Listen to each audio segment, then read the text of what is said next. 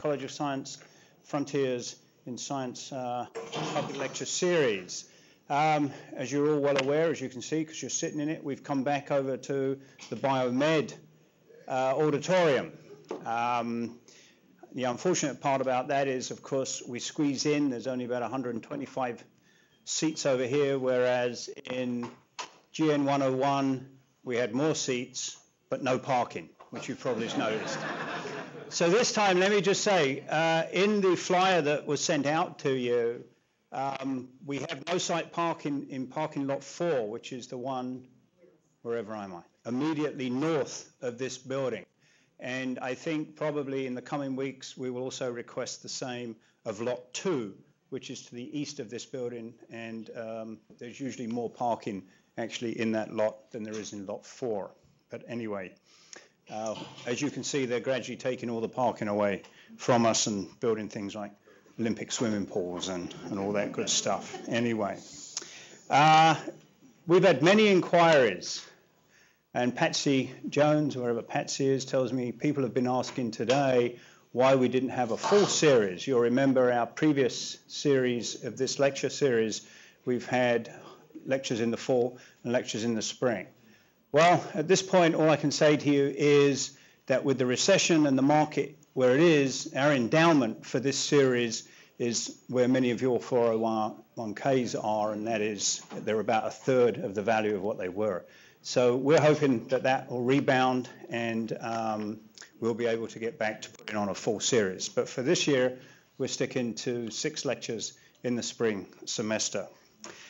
And the other thing that we thought we would try and do this spring is just to get a take on the people who are coming to this series. That's why we've asked people to register outside so we can update our distribution lists. We have well over 1,000 names on our distribution list, and I don't see 1,000 people sitting here. So what we're trying to do is to just update our distribution list so that we can keep you informed about the programs here in the Charles E. Schmidt College of Science, and especially about this program, of course. Since we last met, back last spring, I guess, I can't remember if by the time we had our last lecture, the director, the inaugural director of the Max Planck Institute had been chosen. Well, he is now ensconced, or he's in place up in Jupiter, and it's Bert Sackman, the Nobel Prize winner. Bert got the Nobel Prize in '91 for his work with Erwin Neyer, and many of you may have come to our February Nobel lecture series where Bert actually delivered that lecture.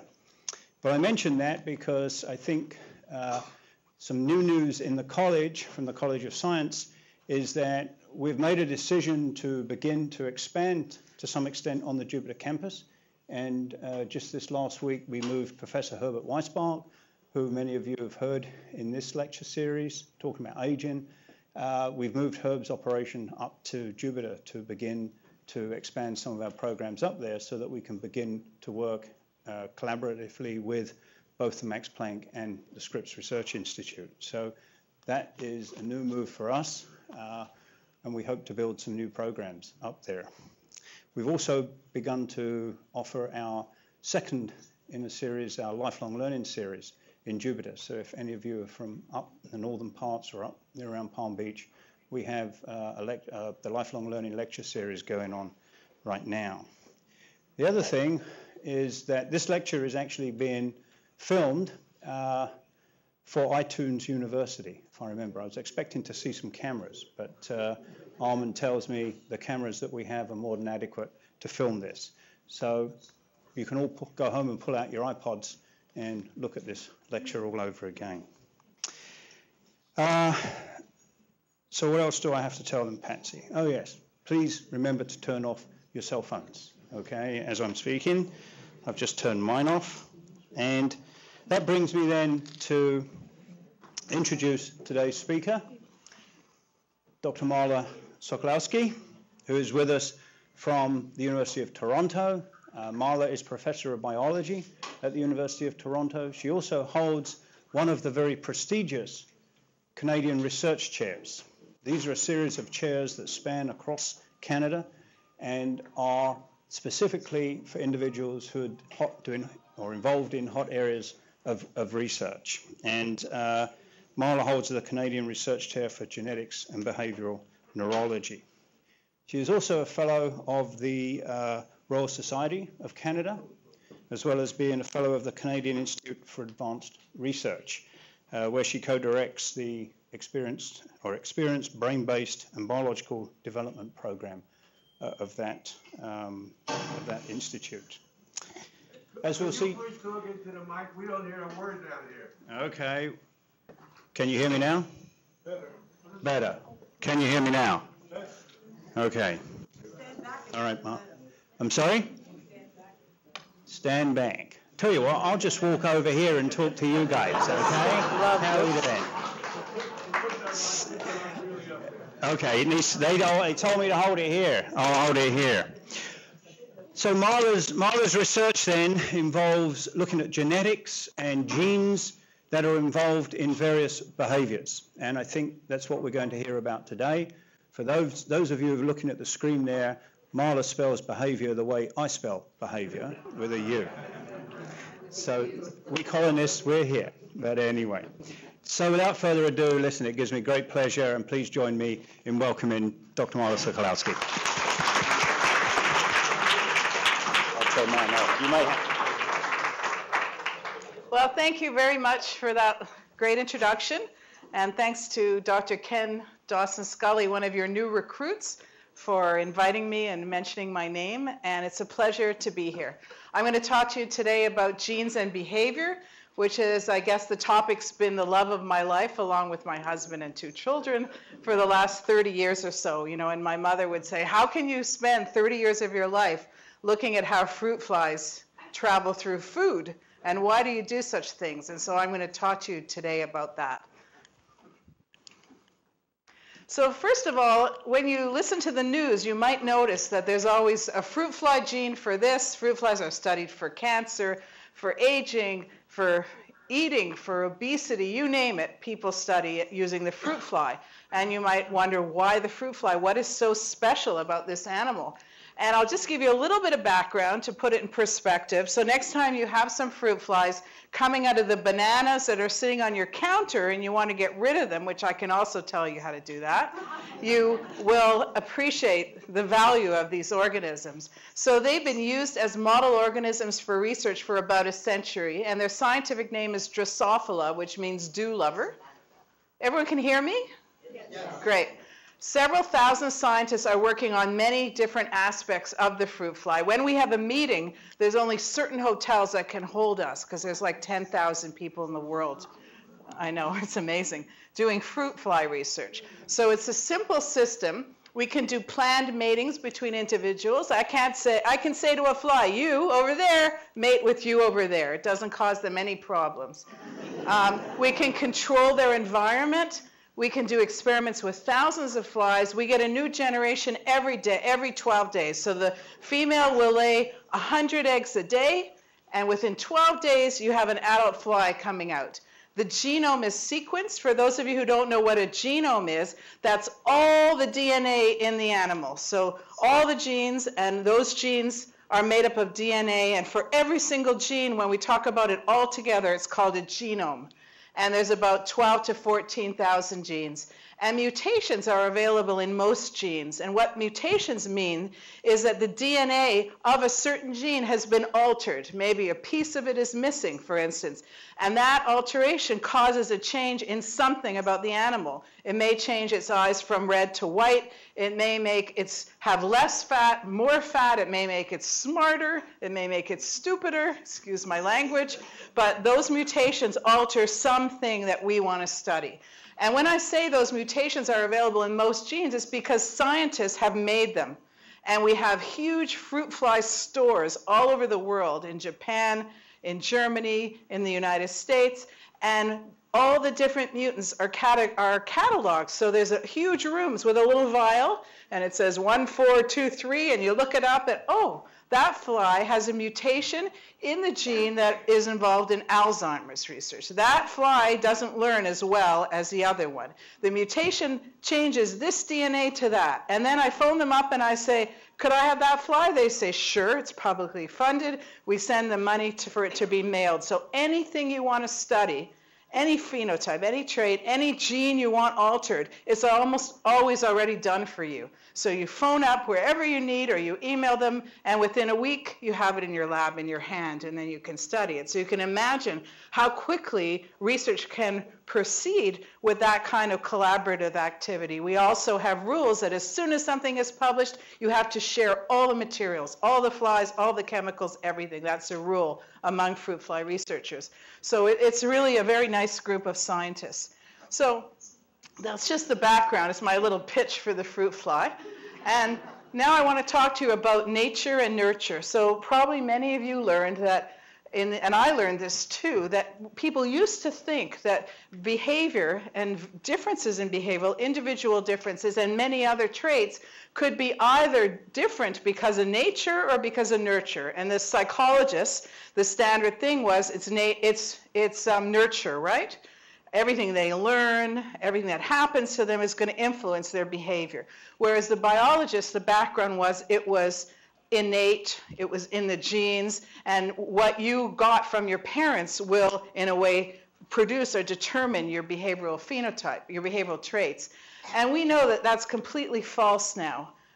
And scientists pretty much agree on that, but the public really doesn't know that it's not either nature or nurture. It's even not take nurture, add it to nature, and get the behavior. It's not even that you can add the two together and say, it's 20% genes and it's 80% environment, and that's why they're acting like that. Instead, it's an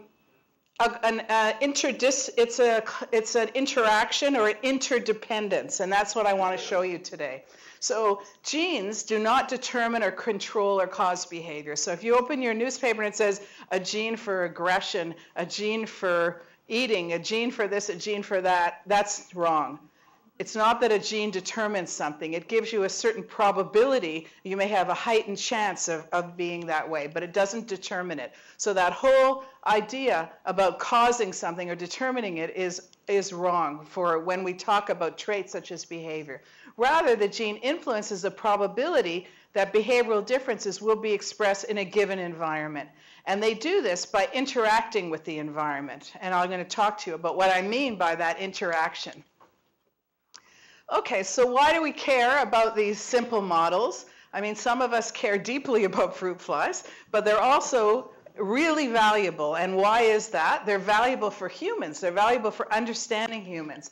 And that's because there's conservation of DNA sequence. And this is, I'm going to tell you what that is, but this is something I would have never believed when I was first studying this. And what we know, because we have the genomes for many organisms, that means we have the full DNA sequences for many different organisms, is that genes are conserved. So if I find a gene in the fruit fly that makes it not so smart when it has a mutation, that gene is going to be important for learning and memory in humans.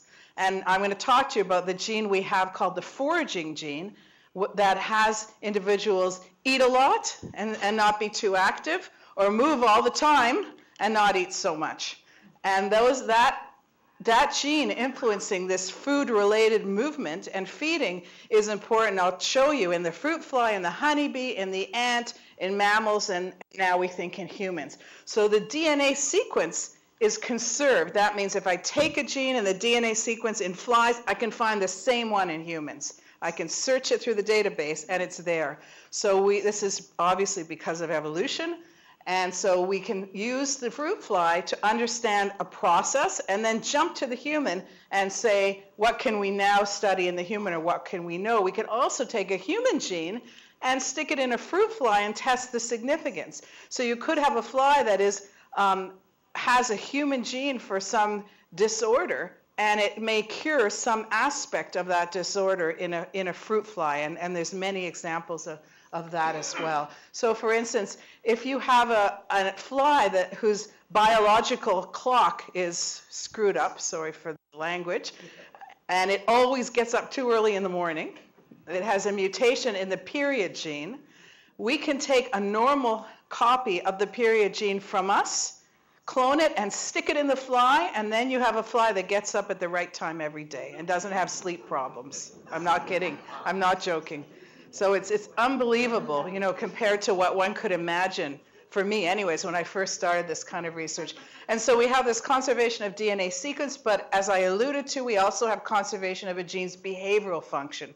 So when we find that a gene does something to behavior in a fly, it also influences the behavior, let's say, of a mouse or a rat and even a human.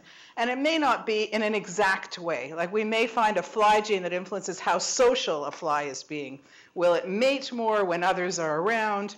Will it copy what the other fly is eating? Will it take a mate that its sister likes because maybe it's a better mate? I'm going to show you data like this. So that may be how you study social behavior in a fly. We study it quite differently in humans. But it may be that some of the genes that have a fly behaving normally socially could be important for autism. And we know that the only gene that's been identified to be important in autism was actually originally discovered in the fruit fly.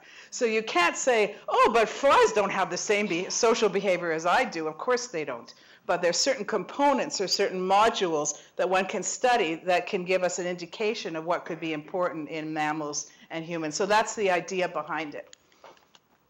Okay, so let me tell you a little bit more about the fruit fly behavior in general, what's been studied. Then I'll talk to you about what we do and how this gene has been important in other animals, and we'll end with some human stuff. So behavior of flies has been studied in many different scenarios, and we can add aggression and sleep and other things to this little thing that I wrote, I guess, in 2001. But I'm going to show you how we can test for whether flies learn and they remember. People also look at sleep in flies, and just like with us, when you sleep deprive them by not letting them go to sleep, you keep shaking them every time they try and go to sleep. Excuse me, they need to make up for that loss of sleep. So every characteristic you see in sleep in a human, you also find in flies. They have circadian rhythms, as I mentioned. It's funny, I'm on YouTube and they're going to see me drinking water, but I've got 2 children at home and they're saying, oh, so what, can we see you on YouTube? I'm making a mess, but anyways. Okay, geotaxis, response to gravity, olfaction, courtship. So let me show you some of these behaviors just because it's fun to see them. So this is courtship in Drosophila. So fruit flies have certain behaviors and they occur sequentially, one after the other. The male has this black bum. And this is a female. She has beautiful stripes all the way down. And those of us who work with fruit flies are so good at sexing them that when you're at a cocktail party and they fly through the air, you can entertain the people and tell them what sex it is. Now, when I go to these things with my husband, who I don't like to go to cocktail parties with business types, you know, they think I'm very strange, but they are always impressed with those abilities. And so, anyways, the first thing the male fly does is he goes in front of the female and orients. He taps her on the back leg. He sings to her. He stretches out his wing and vibrates in a courtship love song. And that courtship love song is species specific. So if it's the wrong species who comes up and tries to sing to that female, she ignores him. She walks away. I don't need that aggravation. And then he licks her genitalia, and then he attempts copulation and copulates. Now, it isn't that the female is always willing. At any point here, she can kick him in the head. And she does often in the licking and attempted copulation. But at some point, depending on the circumstances, the female will be ready for mating, and she spreads her wings and lets him copulate, and they stay in copula for 20 minutes, which is impressive. Okay, so how do we do learning and memory in a fruit fly? So this was developed by Chip Quinn and another scientist, Tim Tully, and what they do here is it's a T-maze, and you lower the flies down on an elevator, and they have 2 smells, let's say apple and banana, and it's coming through. And the flies can choose to go to apple or banana. And what you do is you associate a shock with one of the odors. So if it goes to apple, they go to apple, and you shock their legs. And you keep training them. Apple's bad, apple's bad, apple's bad. And then later, you give them a choice between apple and banana, and you show that they prefer banana. And then you do the reciprocal experiment saying bananas are bad, because you associate the shock with the banana. And in this way, you can get a teaching index to learn how well those flies learn. And I tell my children this because what's, I think, really cool is that you can study learning, but you can also study memory. And their learning and remembering is related to the pattern that you train them in. So if you do mass training, they have this much to study, and you teach it to them all at once right before the exam, they don't do so great. But if you take that same amount and you divide it up every day of the week a little bit, it's called spaced training, you space out the teaching, they do much better. So it shows even in fruit flies that they shouldn't be cramming for exams, which I did, but anyways. Okay, and then for fun, we have a lot of different mutants in the fruit fly world. They don't look like this. They all look the same. This was just for entertainment. And the normal guy learns very well, and then there's a variety of different mutant strains. Once you have the mutation, you can say, what's the chemical underlying that mutation? What chemical does that piece of DNA make? And you can find that out. And once you know what the chemical is, you can make a drug to change it. And there's fruit fly researchers who are searching for drugs to make flies smarter. And they're hoping that this will help in Alzheimer's research. And some of those are already in clinical trials. So this is the application of some of this work. Of course, they don't go right from fruit flies to humans. They find it in fruit flies. They study it in mice. And then eventually it moves on to humans, the trials. Okay, flies have a social life, as I told you. And one of the cool things they do is they mate copy. This is work by a colleague of mine, Frederic Mary, in France. And if you have a virgin female and she has no experience and she sits there and she watches a female choose between two males, she will have a preference for the male that that female chose. So she's watching the other female says, this guy is good, then she will choose that guy. So this female, let's say, chose blue, and then later, after she's watched this for a while, you test how much time she wants to be with each male and which one she mates with, and she'll choose disproportionately more of the time the same male type that this one chose. So they learn, they copy each other. And other animals are shown to do that, but people are very surprised that flies are able to do this. It's like they learn by watching, and that changes their subsequent behavior. So that's a kind of social learning. Okay, so now we're going to talk about the work that's come out of my group over the past many years, and it's to do with the foraging gene, which I discovered a long time ago when I was an undergrad student, at least the phenotypes, the traits. And this is what the summary of it. Almost all organisms have it, including humans. It affects energy, balance, food intake, food-related movement, fat, learning, and memory. I'm going to show you that information. Different individuals can have different forms of this gene. There's a rover or a sitter, and then how much protein the gene makes depends on the environment.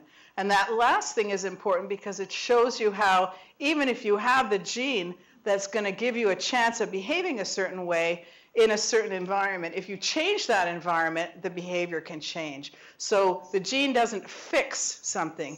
There is still plasticity, or the chance to change things. And so I'll show you about that as well. Okay, so when I was a fairly young student, I was crawling around orchards looking at fruit fly maggots and how they were moving around. And I noticed that some of them move a lot in the fruit and others move less. And I brought them back to the lab and made a dish. I'm going to show you a little movie that had yeast on it. And for 5 minutes, I let them move, and then they left a visible trail in that yeast, and I measured the length of the trail. In those days, I put a string on top and measured the length. Now we have fantastic computer ways to do this. And then I noticed that some of the animals were rover, some were sitter, and there were two types in that population, one or the other. But these animals only had differences in movement in the presence of food. When I put them on no food, agar, they moved the same amount. So it's not that these guys were couch potatoes or sick. Just when they got on food, this one moved more, this one moved less. And when the food was not distributed evenly when it was in patches. I found that the rovers kept moving from patch to patch. They kept wanting to move on, and the sitters went to the nearest patch and they stayed there. And people have told me, I know people like that. You know, they were always on the move, going. Their mind's always on the move. They're on the move. They're always shaking something, whatever. And then there's the ones who sit there and assess the situation. You know, so maybe those are like the sitters. So those were the original traits that we studied. And here's just how we measure it in the lab. It's a little movie. We spread the yeast onto the plates. We put individual fruit fly larvae in the middle. And we give them, it's sped up, of course. I'll take this hand, 5 minutes, and you can see what they do. They don't move that fast. As I said, it's sped up, and then my student, Craig, takes a marker and makes a line over the trail, and then we look at the distance. So it's quite easy. That's how we measure it. And then the adult fly, we measure in a big 1 meter by 1 meter arena that has these concentric circles, and we put some sugar right in the middle, and we take a fly that's pretty hungry, a sitter or a rover, and we let it eat, and then we ask how far does it move from the food, and the sitter stays quite close to the food 30 seconds post feeding, and the rover moves out. So the sitter stays looking around where the food was, and the rover just moves far off. And one of the things that a colleague of mine did is he wanted to know about these patterns of search behavior. And so he took a camera and he stuck it on top of a building at a university. And he nailed down a $1 bill, a $5 bill, and a $10 bill. And then he took movies of all the students going to class. And he noticed that the $1 bill, they looked down, picked up the bill, went off. The $5, they did a few circles around. And then what did I say, 20?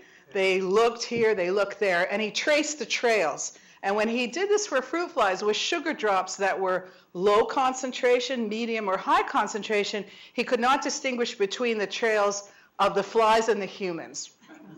And so he argued that this pattern of changing your behavior, depending on how valuable that thing to you, may go across different organisms.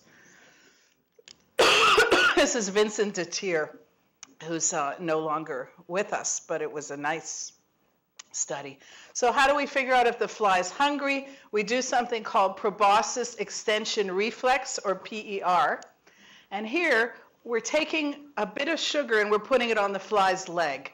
And believe it or not, a fruit fly can taste with its leg. It has sugar receptors on its feet. And so when a female's walking around, it can taste the food and it can decide, should I eat? Should I lay an egg? What should I do? So you put the sugar on its leg, and if it's hungry, it takes its mouth parts, its proboscis, and it sticks it out like that. If it's not hungry, it ignores you. And if it's a little bit hungry, it gives a little push. So anyways, you can quantify that, and it gives us a measure of how hungry that fly might be. And you can modify whether it's rover or sitter. You can starve the fly for different amounts. You can manipulate different things. So it's like interviewing a fly. Do you want to eat? And so this is what we do in the lab. And here's the picture. I told it to you quick because it's fast. So sugar on the leg, out comes a proboscis. And we can quantify that. We can ask, what concentrations of sugar does that fly need in order to respond? And we can get ideas about how hungry the fly is. So I just... All right, so that's another story. And I have a student in the lab who is just unbelievably patient. And we had a demo. We had a bunch of people like you coming and visiting the lab. And we set up all these stations, and everyone went around, and he showed how you get it in the tube. And then he gave them each one, and they got to put under a microscope. But what he does is he gets a little tiny tube that's it's used for molecular biology, a little pipette tip. So it's like a little teepee, and it has a hole on one end. And he has a long tube associated with it. He gets the fly to walk down, because you don't want to damage the fly. And then he blows really, really gently when it's near the top. And he has to cut the hole so it's just the right size for the fly's head. And remember, it's not just the fly's head. You probably notice one leg is sticking out. And so he's able to blow in just the right way and give a little of this with his wrist to get the flies in position. And then he lines them all up, 9 flies, and he starts testing them. And it took him a couple months to get this going, but he has unbelievable patience, this man. Another student of mine said, I'm not doing this after a month, but this guy can really do it. So I have high hopes for learning a lot about this assay. His name is Brian Hewson. I shouldn't just call him this guy. Okay, so we had this rover-sitter difference, and over the years I showed that it was a single gene that had a Mendelian pattern of inheritance. And what that means is that when we crossed a rover to a sitter, we got a rover. And then for any of you who took genetics at some time, when we took that rover and crossed it to sitter, we got 1-to-1 or 3-to-1 ratios, depending on which crosses we were making. It was acting like a single gene, and we localized it. We figured out where it was on the chromosome.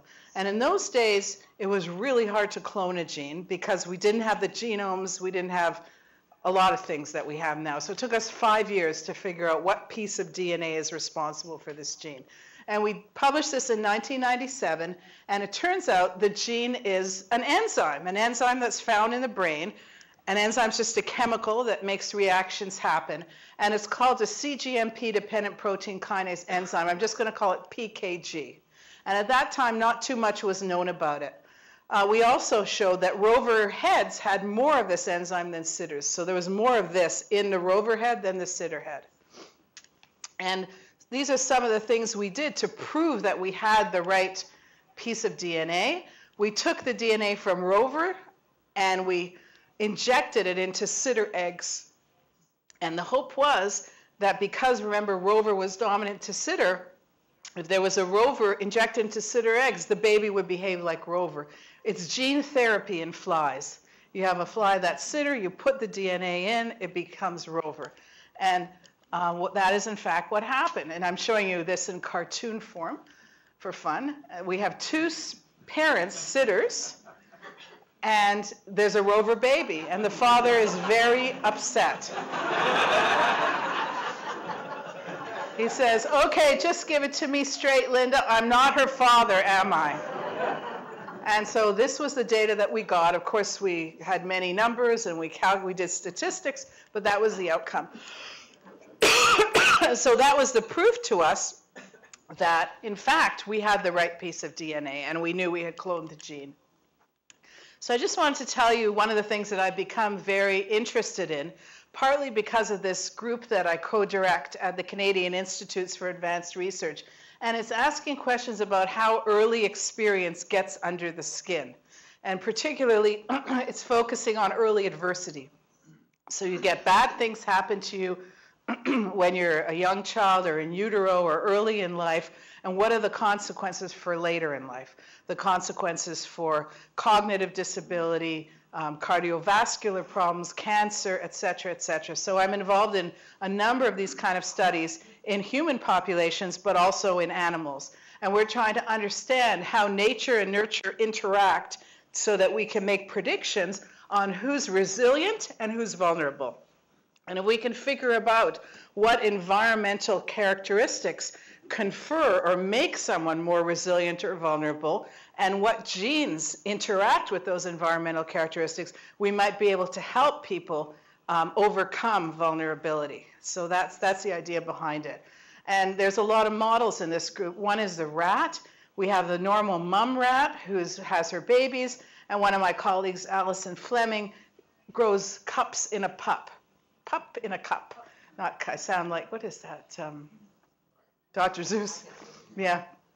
So there's a baby rat in a cup, and the food is given by tube, and the babies grow up, and they have many problems, as you can imagine.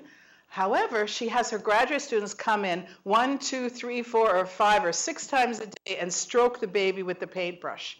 And that stroking really helps the animal in terms of being more normal in many of the outcomes. So the touching is very important. You can grow them in groups, in SIB groups, and they're still not completely normal. There's something about needing the mother or the parent, and so we're studying that in this group.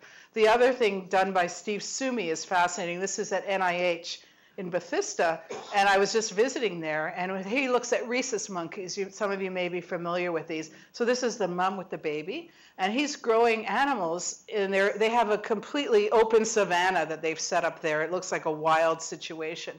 And they have colonies there that have been there for a long time. So you see the mother with the babies. But in some situations, there's very large cages, and you have the mom with the baby in one cage, a variety of animals. You have kids only grown up with their siblings. And then you have some that were grown up by experimenters. So these babies are handled, they're fed, but it's by humans.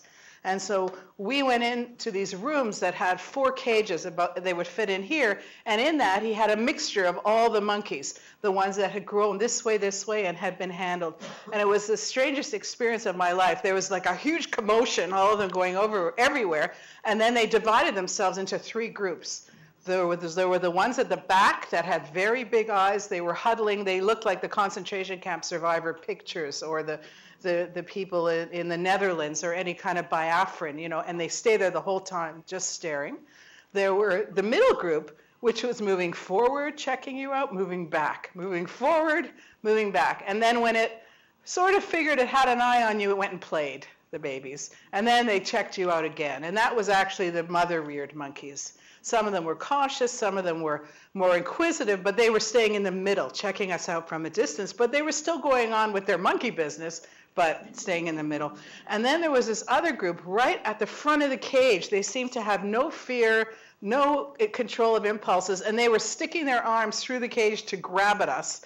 And they looked almost alien in their behavior if you've watched monkeys. So in this case, they understand that the way that early rearing experience is absolutely critical. It's also absolutely critical in children. And they're trying to understand what makes these monkeys more or less vulnerable or resilient, what kind of genes are important, what aspects of the mothering are important, etc. And then another group of people in this institute studied the Romanian orphan kids at the time when they were grown up in really terrible conditions. Probably many of you know about them. They were left in the cribs, not handled, etc.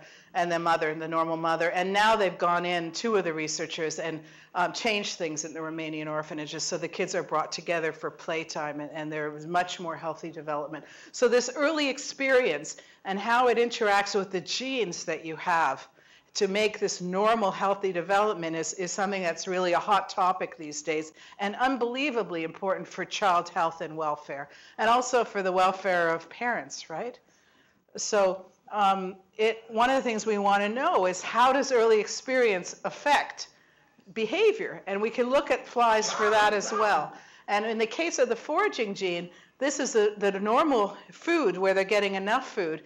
And we see that sitters, that's the green and the red, always eat more than rovers do.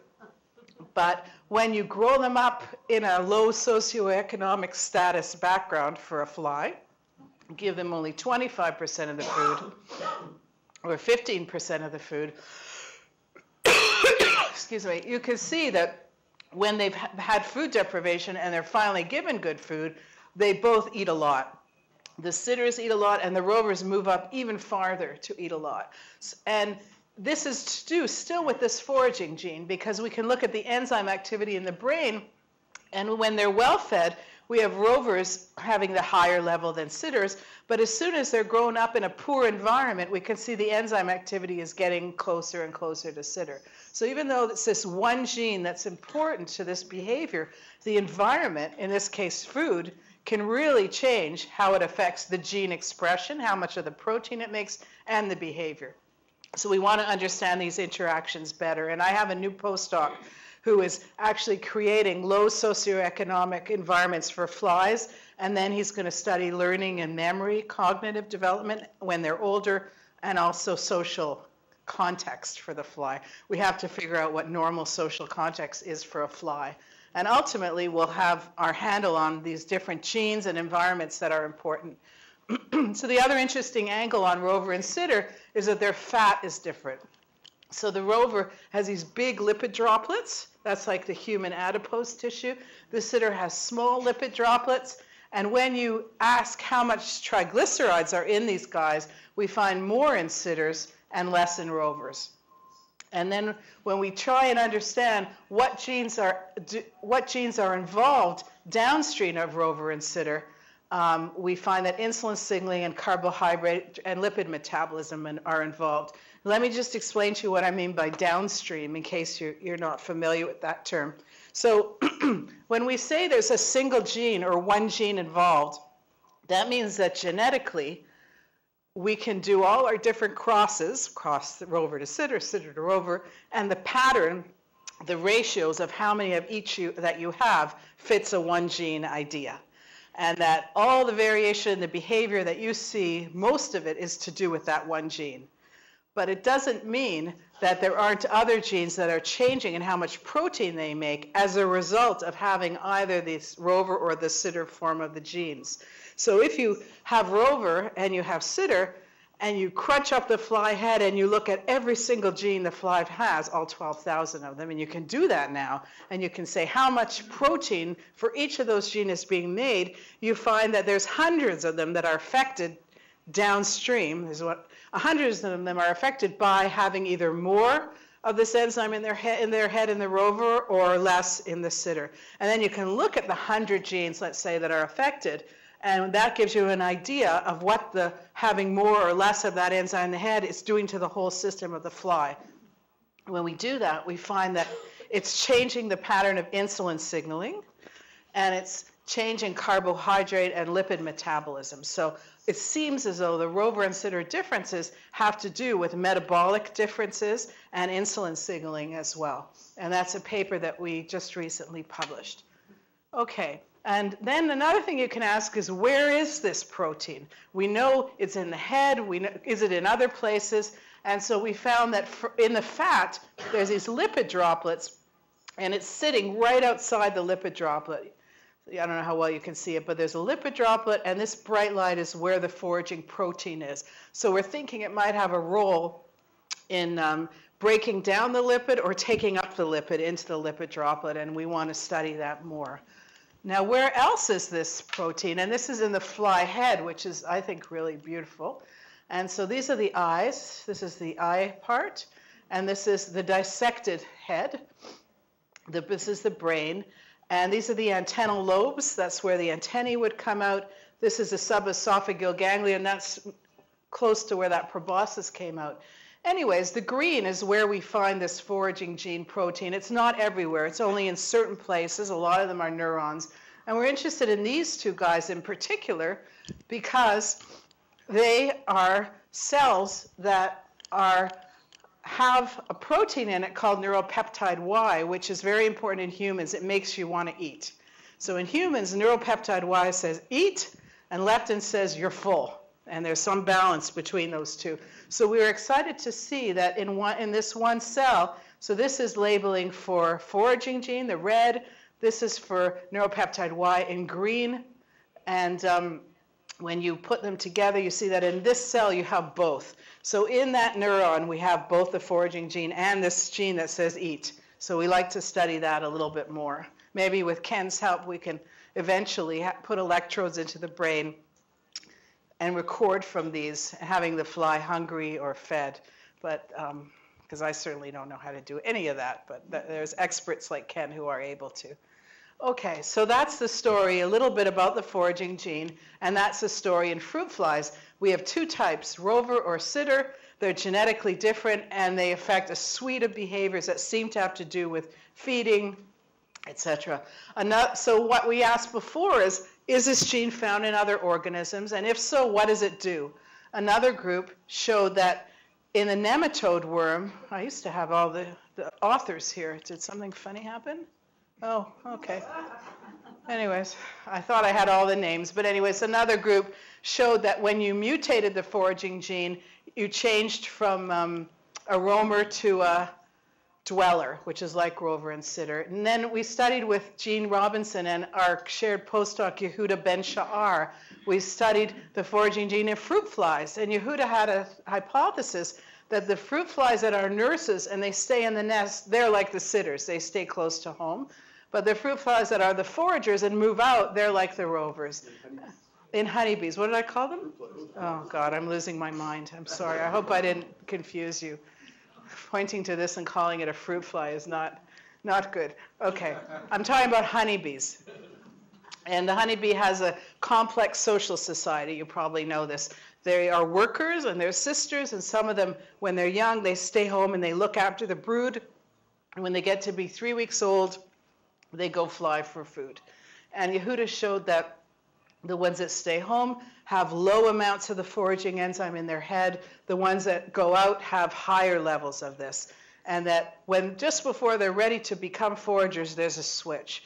We also developed drugs that would let us change these nurses prematurely into foragers. So we knew it wasn't just a correlation, but this foraging gene caused this change.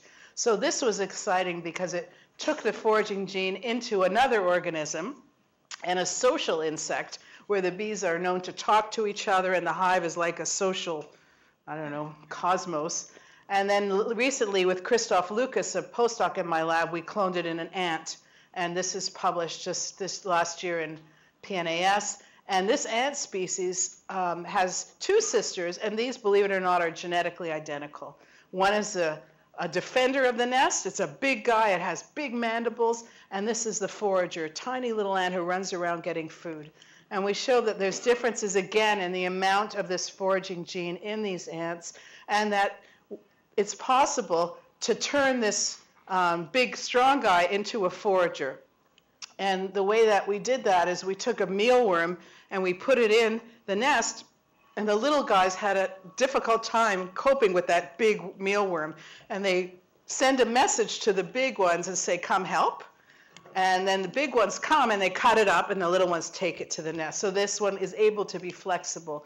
And we show that that flexibility is related to, again, this foraging gene. It becomes more like a forager in its brain when it's helping in foraging activities. But when we introduce alien ants into the hive and they get their big defender muscles up, the foraging gene changes in the opposite direction.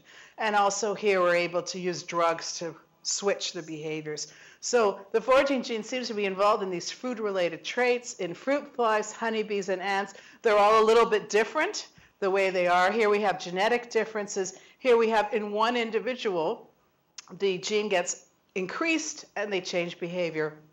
And here we have the different types, and they're different in their behavior. And when they become more flexible to do one job or another, you see the gene being changed up and down. Okay, so a couple more things. I wanted to talk to you about learning and memory and what we're thinking about with foraging. What am I doing here? And I explained the assay to you about how it's measured. And I wanted to show you that what we find out from that is that, well, we can measure short-term memory and long-term memory. So you train them to learn, and I explained to you how that was with the apple and the banana and the shock. And then you can say, do you remember what you learned? You can ask them 15 minutes later, that's short-term memory, or you can ask them 24 hours later, and that's long-term memory.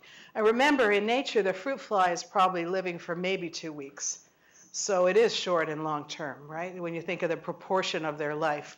So what we found was that the rover, that's a dark bar, has really better short-term memory than the sitter, but it's worse in its long-term memory. And we thought about the rover always moving to the next environment and the next food patch. We thought maybe it's better for it not to remember a long time because it's constantly moving. And maybe it's better for the sitter to have a long-term memory because it spends so much time in the same place. And so one of my Ph.D. students, Chris Riom, has been doing his Ph.D. in France with Fred Mary and me. And he has now shown that in more detail that rovers, the way that rovers and sitters learn is different. And what he's shown is that rovers actually forget they remember only the most recent thing that's happened to them. So if you train them on A and B odor, and then you train them on C and D odor after, the sitters will remember everything later. They remember about A and B being different, and they remember about C and D being different. But the rovers only remember the last thing that happened to them. Psychologists call that retroactive interference. The idea is you can't keep so much in your brain, and so you better drop something.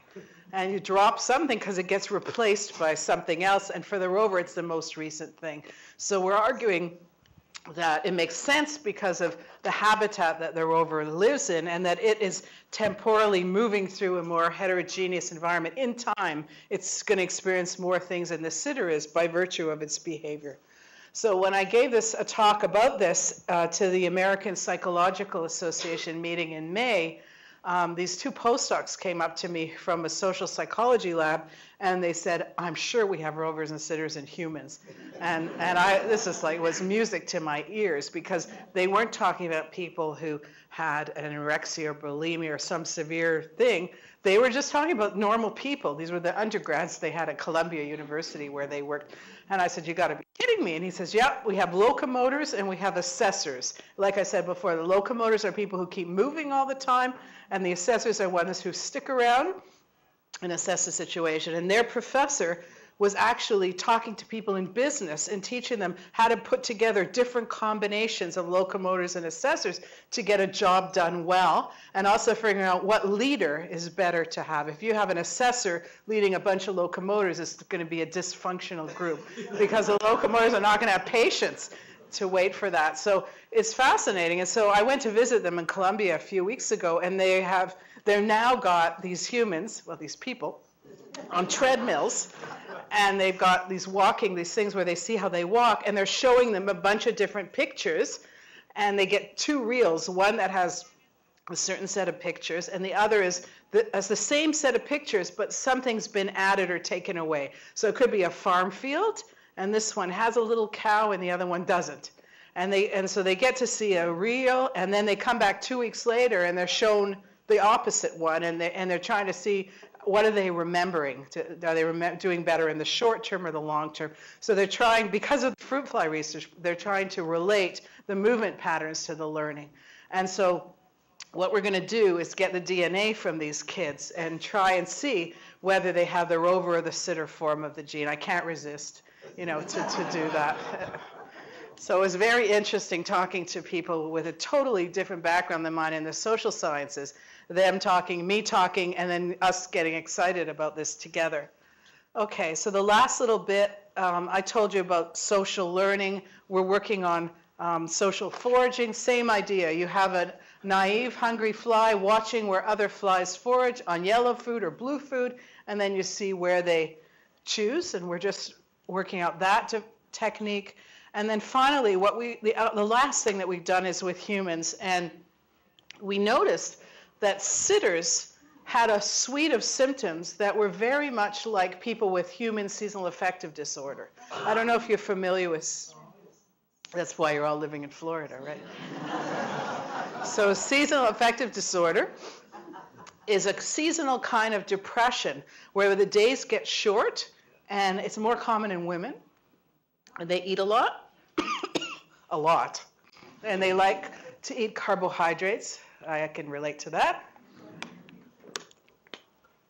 And they're not very active.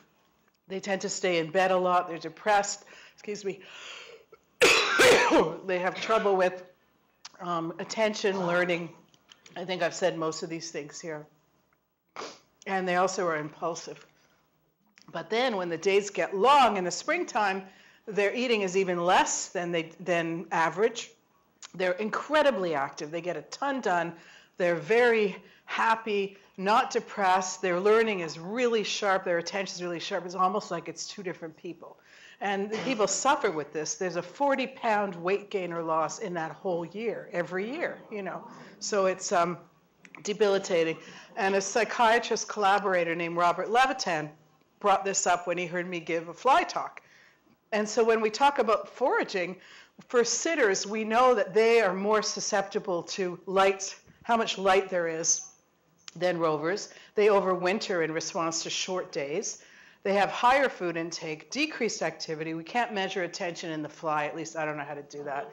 Learning problems and decreased memory in some cases. So we thought these similarities, it might be worth it to take the DNA from these sad patients and see what we can find. And so we've started into that. We've looked at a bunch of different single nucleotide polymorphisms. Those are just alterations in the DNA.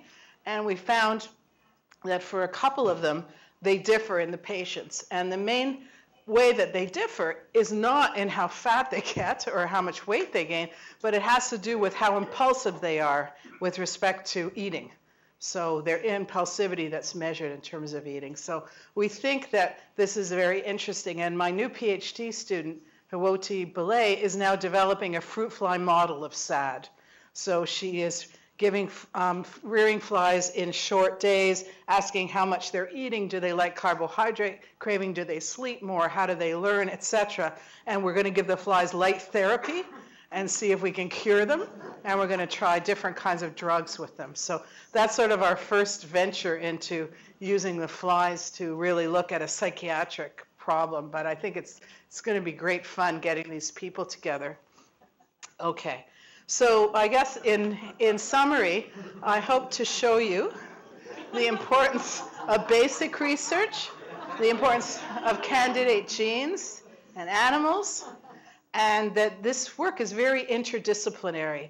So you have to know many different fields, and one of my greatest pleasures is to keep learning new fields. As my students learn, they teach me as well. So it's very exciting, and I couldn't really be in a better job for me. These are the different places that have funded the work and are funding the work. Canadian Institutes for Health Research, Natural Sciences and Engineering of Canada, Canada Research Chairs Program, National Institute of Health, Human Frontier Science Program, University of Toronto, and the Canadian Institutes for Advanced Research. I've been fortunate to have this funding. And many, many students and postdocs have contributed to the lab and the work, and this is just some of the people. And the work that I talked about today, the people in yellow were involved in. And I think I said some of the key names as I was talking about it. So thank you so much for your attention.